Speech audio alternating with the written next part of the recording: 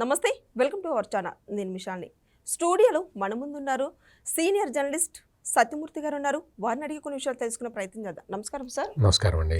Sir, CM Chandrababu Naidu గారు తమిళనాడు ఎన్నికల ప్రచారానికి వెళ్ళారు కదా, సో ఆ ప్రభావం ఎంతవరకు ఉంది అంటే ఏం చెప్తారు సార్? అంటే చంద్రబాబు నాయుడు తమిళనాడు ప్రజలకి లేదు, ఆ మాటకు వస్తే దేశంలో ఏ రాష్ట్రంలో ప్రజలకైనా ఆయన సుపరిచితుడు. ఆయన చంద్రబాబు నాయుడు గురించి ఇంట్రడక్షన్ ఇవ్వాల్సిన అవసరం లేని మనిషి. ఇదిగో ఈయనండి ఆంధ్రప్రదేశ్ ముఖ్యమంత్రి అండి చంద్రబాబు నాయుడు అండి అని ఎవరు చెప్పక్కర్లేదు. అటువంటి వ్యక్తి ఎన్నికల ప్రచారానికి వెళ్ళటం అంటే ఖచ్చితంగా దాని ఇంపాక్ట్ ఉంటుంది. దాని ఇంపాక్ట్ ఏ విధంగా ఉంటుంది అంటే, ఇప్పుడు తమిళనాడు అసెంబ్లీ ఎన్నికల విషయానికి వస్తే ఆయన చెప్పిన పాయింట్లు కొన్ని మొత్తం సౌత్ ఇండియా మొత్తానికి సంబంధించిన విషయాలని ఆయన తన ప్రచార సభల్లో చెప్తూ ఉన్నాడు. అవి ఏంటి అంటే, ఒకటి మహిళా రిజర్వేషన్ బిల్లు గురించి, రెండు ఈ డీలిమిటేషన్ బిల్లు గురించి. ఈ రెండు దేశవ్యాప్తంగా కూడా చర్చ జరుగుతూ ఉన్నాయి.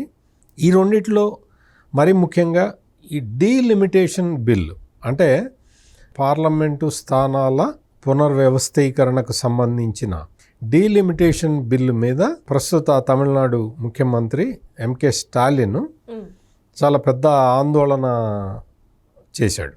అంటే నల్ల చొక్కాలు ధరించి డీలిమిటేషన్ బిల్లుని కాల్చివేసి అతని ఆర్గ్యుమెంట్ ఏంటి అంటే స్టాలిన్ ఆర్గ్యుమెంట్ కానీ తెలంగాణ ముఖ్యమంత్రి రేవంత్ రెడ్డి ఆర్గ్యుమెంట్ కానీ ఏంటి అంటే, ఈ డీలిమిటేషన్ బిల్లు వల్ల దక్షిణాది రాష్ట్రాల ప్రాతినిధ్యం తగ్గుతుంది, ఉత్తరాది రాష్ట్రాలకి ప్రాతినిధ్యం పెరుగుతుంది. అందువల్ల ఉత్తరాది రాష్ట్రాల వారికి అడ్వాంటేజ్గా ఉంటుంది, దక్షిణాది రాష్ట్రాల వాళ్ళ ప్రభావం తక్కువ ఉంటుంది. అంటే దక్షిణాది రాష్ట్రాల వాళ్ళతోటి సంబంధం లేకుండానే ఉత్తరాదికి సంబంధించిన వ్యక్తి నిర్ణయాలు తీసుకుంటాడు అనేది వీళ్ళ వాదన. ఈ వాదన కరెక్ట్ కాదు అని నమ్మిన వ్యక్తి చంద్రబాబు నాయుడు.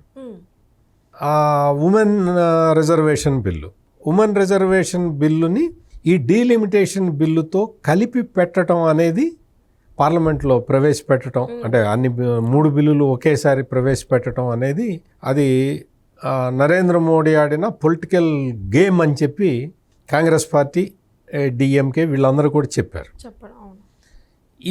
ఇదేంటి అంటే, ఇప్పుడు మహిళా రిజర్వేషన్ బిల్లుకి ఈ డీలిమిటేషన్ బిల్లుకి ఒక లింక్ ఉన్నది. ఏంటి? మహిళా రిజర్వేషన్ ఇంప్లిమెంట్ చెయ్యాలి అంటే, పార్లమెంటులో మహిళలకి సీట్లు రిజర్వ్ చెయ్యాలి అంటే జనాభా లెక్కలు పూర్తి చేసి చేయాల్సి ఉంటుంది. ఇది అంటే జనాభా లెక్కలు పూర్తి చేయాలి అంటే ఇప్పుడు జరుగుతున్నది ఆ ప్రాసెస్.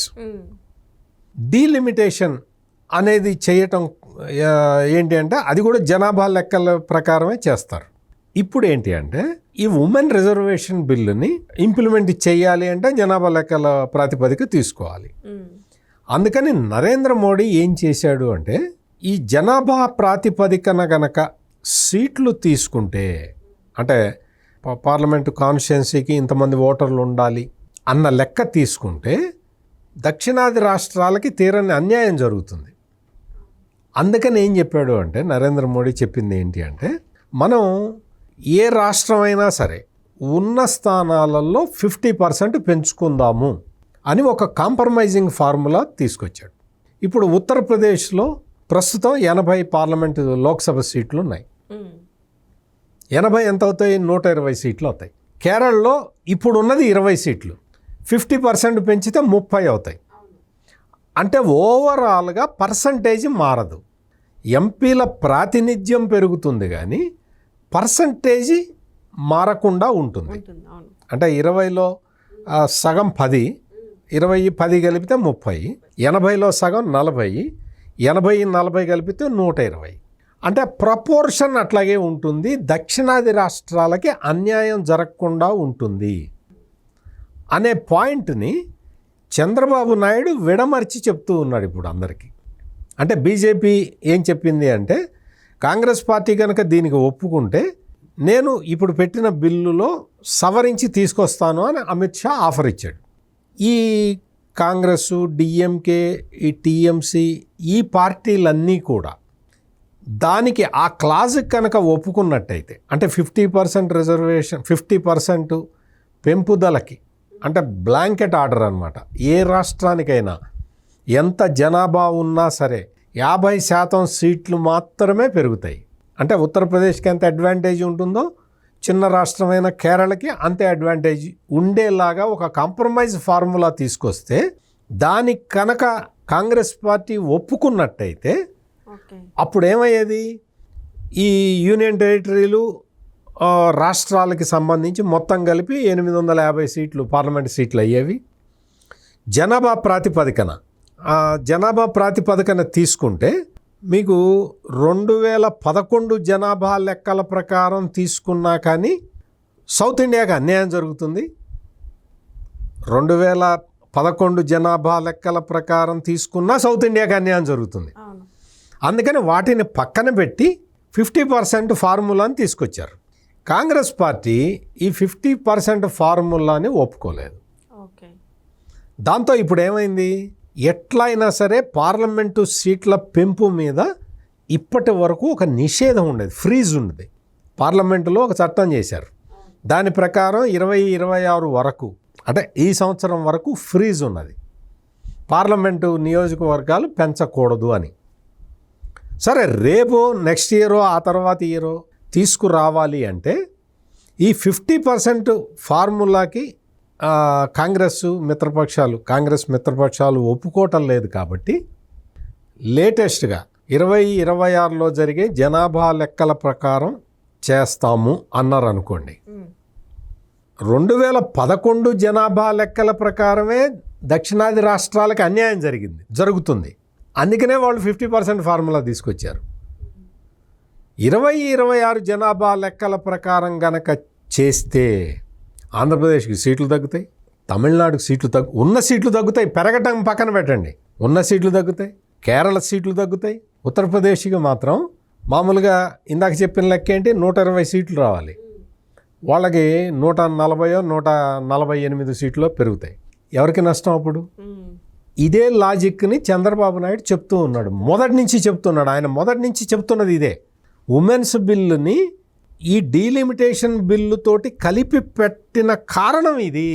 అందుకని దయచేసి ఉమెన్స్ రిజర్వేషన్ బిల్లుని యాక్సెప్ట్ చేయండి, తర్వాత ఈ డీలిమిటేషన్ బిల్లుని యాక్సెప్ట్ చేయండి అని మొదటి నుంచి చంద్రబాబు నాయుడు చెప్తున్నాడు. ఆయన ఒక రాజనీతిజ్ఞుడుగా తనకున్న అనుభవంతో ఈ ఫ్రీజ్ పోయిన తర్వాత ఎటు పార్లమెంటు సీట్లు పెంచాల్సిన అవసరం ఉంది కాబట్టి 2011 జనాభా లెక్కల ప్రకారం కూడా కాకుండా కేవలం 50% సీట్ల పెంపు ఫార్ములాతో వెళితే దక్షిణాది రాష్ట్రాలకి ఉపయోగపడుతుంది, లేకపోతే దక్షిణాది రాష్ట్రాలకు అన్యాయం జరుగుతుంది అని చంద్రబాబు నాయుడు చెప్తూ ఉన్నాడు. ఆ విషయాన్ని ఈ డిఎంకే కానీ కాంగ్రెస్ పార్టీ కానీ దాచిపెడుతూ ఉన్నాయి. మరి దాన్ని చెప్పాలి, ఎవరు చెప్పాలి? నరేంద్ర మోడీ వచ్చి డైరెక్ట్గా టీవీల్లో ప్రసంగం చేస్తే, అయ్యా నేను ఎందుకని ఇట్లా చేశాను, మహిళలకి రిజర్వేషన్ ఇవ్వాలి, దానికోసం అని చెప్పి నేను బిల్లు పెడితే ప్రతిపక్షాలు అడ్డుకున్నాయి అని ఆయన వచ్చి చెప్తే, ఆయన ఏమన్నారు, నువ్వు వచ్చి రాజకీయ ఉపన్యాసం చేసావు, నువ్వు ఎలక్షన్లు జరుగుతుంటే 5 రాష్ట్రాల్లో అసెంబ్లీ ఎన్నికలు జరుగుతూ ఉంటే నువ్వు రాజకీయమైన ఉపన్యాసం చేస్తావా ప్రైమ్ మినిస్టర్ అయ్యుండి అని తీవ్రంగా ఆక్షేపిస్తున్నారు. మరి ఈ విషయాన్ని, అసలు విషయాన్ని, దక్షిణాది రాష్ట్రాలకి అన్యాయం జరుగుతుంటే ఆపాము, ఎన్డీఏ ఆపింది అన్న విషయాన్ని ఎవరు చెప్పాలి? ఆ విషయాన్ని చంద్రబాబు నాయుడు ఇప్పుడు తమిళనాడు అసెంబ్లీ ఎన్నికల సందర్భంగా అక్కడికి వెళ్ళి చెప్తూ ఉన్నాడు. అంటే ఎన్డీఏ తరఫున వాదన వినిపించాలి. తప్పా రైటా, ఏది తప్పు అనేది ప్రజలు నిర్ణయిస్తారు. వాస్తవం ఇది. దక్షిణాది రాష్ట్రాలకి అన్యాయం జరగకుండా మనం చూడాల్సిన బాధ్యతలో ఉన్న వ్యక్తులం కాబట్టి నేను ఈ ప్రతిపాదన చేశాను. 50% సీట్ రిజర్వేషన్ను 50% పెంచుకునేలాగా. దీన్ని కాంగ్రెస్ పార్టీ, డిఎంకే, ఈ టీఎంసీ ఇవన్నీ అడ్డుకున్నాయి. అని చంద్రబాబు నాయుడు చెప్తూ ఉన్నాడు. ఈ ఆర్గ్యుమెంటు సౌత్ ఇండియాలో సీట్లు తగ్గకుండా, సౌత్ ఇండియా ప్రభావం తగ్గకుండా ఉండటానికి ఒక కాంప్రమైజ్ ఫార్ములా, ఒక పెద్ద మనిషి తరహాలో ఒక కాంప్రమైజ్ ఫార్ములా తీసుకొస్తే దాన్ని యాక్సెప్ట్ చేయలేదు. ఆ తర్వాత ఈ డీలిమిటేషన్ ఆ తర్వాత జరిగితే దక్షిణాది రాష్ట్రాలకి మరింత అన్యాయం జరుగుతుంది, ఘోరమైన అన్యాయం జరుగుతుంది అని ఆ పాయింట్ని చంద్రబాబు నాయుడు స్ట్రెస్ చేసి చెప్తూ ఉన్నాడు తమిళనాడు ఎన్నికల్లో. అందుకని ఎన్నికల్లో తమిళనాడు ప్రజలు ఎవరికి ఓటేస్తారు అనేది కాదు, వాళ్ళ ముందర వాస్తవాలు ఉంచాలి అన్న ఉద్దేశంతో చంద్రబాబు నాయుడు అక్కడ టూర్ చేస్తూ ఉన్నాడు. ఈయన టూర్ చేసిన ప్రాంతాల్లో ఈయన మాట్లాడిన మాటల్ని నేను గమనించినంత వరకు ప్రజలు పాజిటివ్గానే తీసుకున్నారు. ప్రజలు పాజిటివ్గా తీసుకొని చంద్రబాబు నాయుడు చెబుతున్న దాంట్లో వాస్తవం ఉంది కదా అన్న అభిప్రాయానికి ప్రజలైతే వచ్చున్నారు. చూద్దాం ఓటు ఎవరికి వేస్తారు. Thank you sir. నమస్కారం అండి.